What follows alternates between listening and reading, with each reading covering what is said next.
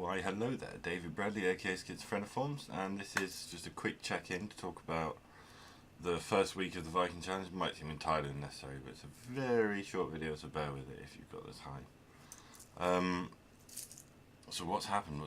I've been very strict with my diet, and I've also managed to get down from 15 a day to around 5 a day with cigarettes. I've completely stopped drinking coffee. Which has made a huge difference to my energy levels. Actually, like I'm just and I've been continuing to cycle. I've had 0 diazepam. That's correct, 0 diazepam throughout the entire week, which is quite. It's been ongoing. It's been about 3 weeks now of no diazepam, which is like kind of a record for me in the past like maybe 10 years, maybe even 15. I've been on them for a long time, but intermittently. But yeah, it's quite good. I'm quite proud of that. Yeah, so 0 diazepam, 1 cup of coffee on the Monday last week, and then it's in 10 minutes it'll be Monday again. My beard is coming on rather nicely, I think. It's could have been shaven with these little cornerstone razors that I got at this end. It's like a package where they just send you it every 18 weeks or something like that. It's quite cool though, it's growing in. My head's slowly re-establishing follicle growth, which is quite cool. And so next week we're starting with this next week that starts in 10 minutes. I am having my first session tomorrow with a personal trainer. I'm not going to say who it is until I've got whether I've got consent to point that out, but he's a cool guy. We're going to be looking at posture correction. Because I've got like droopy shoulders. I've got years and years of playing the bass all tucked up like this, and just lethargy and apathy in general, and all that kind of like good, supposedly rock star musician shit that hasn't served me in any way, shape or form, and it's just degraded my body. And yeah, so like basically I'm going to move forward with that. I'm going to be training twice a week, so I'm quite excited about this. It's going to be cool. Like, and I've been cycling a hell of a lot. Like, it's been every day, probably, because it's been casually most days for like 3 weeks, but this week I've just been meticulous on it, really intensive bike ride every single day. And I've done some cool shit. I went on, I did like an hour-long one. It was more casual with my mate Eddie. It was really cool, and we talked about philosophy while we were cycling for ages, and that was really cool. I ate my rabbit. I managed to quarter my rabbit. That was quite an interesting process, because it was like quite grim, to be fair. Like separating a spine in this little tiny thing that looks like a tiny human. It was kind of gross, but I did it.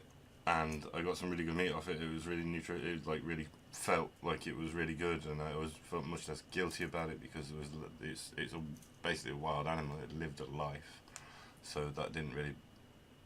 Yeah, I kind of overrode the side, because I know that I want to eat meat. I know that it benefits me to eat meat. I know that I get nourishment from it. I'm of the opinion, which is relatively scientifically backed, that we're omnivores, and although there's ways to acquire all these things from other sources, now we have the food technology to do that. My body is acclimatized and the most efficient whilst eating meat, I feel. I may look into that I may change my perspective in the future, but if I'm going to eat meat, I'd rather it be from game, from a wild animal that's lived a relatively long and healthy life. And it's despite the grossness of chopping it up, it felt morally like the better choice. Like, and I've been looking into maybe doing shooting, maybe possibly going hunting at some point with air rifles. Maybe I don't know about that for certain, but contemplating the possibility of maybe like actually doing some hunting, because I reached this conclusion like after quartering the rabbit, just like that I've thought for a long time. It's from my dad, a lot of this sort of perspective, because he took me to various farms when I was a kid, and I had some kind of.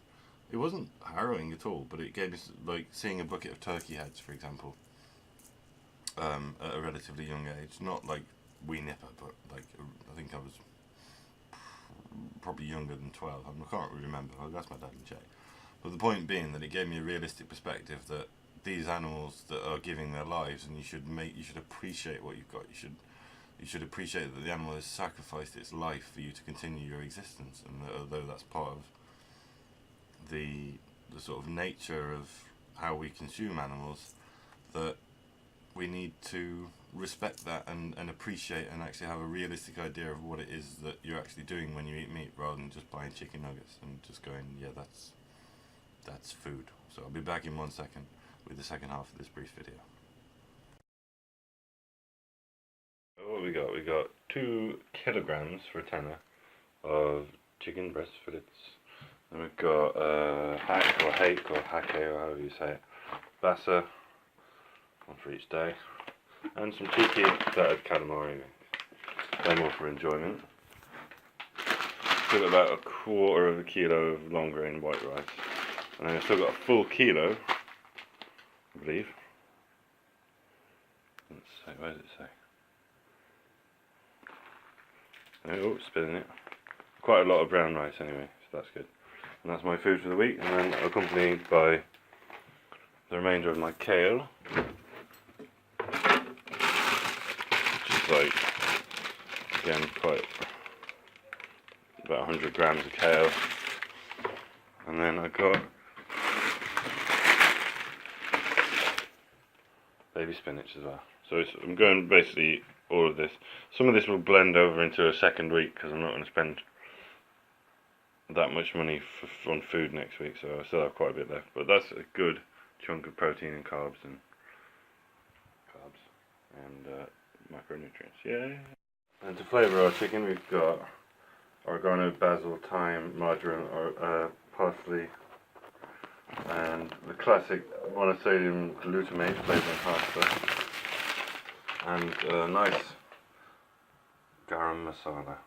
Now this you might be a bit spurious about, but I've seen an article recently suggesting that it actually isn't as bad as people think, and that there's not really any evidence that it's as bad as they thought in the first place, and that most of those studies were biased or inaccurate and based on changed information. But either way, I'm going to put it on my chicken and show you when it's done.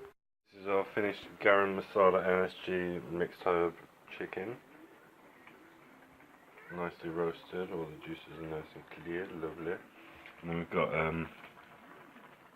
turmeric, garlic powder, mixed herbs, a little bit of paprika, and obviously peas in brown rice. And we've got about 1 kilo there, 2 kilos of chicken. So 3 kilos of food. I'm going to aim for that to last me about 2 weeks, but we'll see how big the belly wants to get. Groovy. That's all my cooking done for the week anyway. About 10 days worth of chicken and rice, so it's bagged up. Chicken at the bottom there, and lovely, ridiculous portion of rice. Don't know why though, I don't think I quite need that much rice, but that's what I cooked. So that's where we go. Damn baby. Yeah.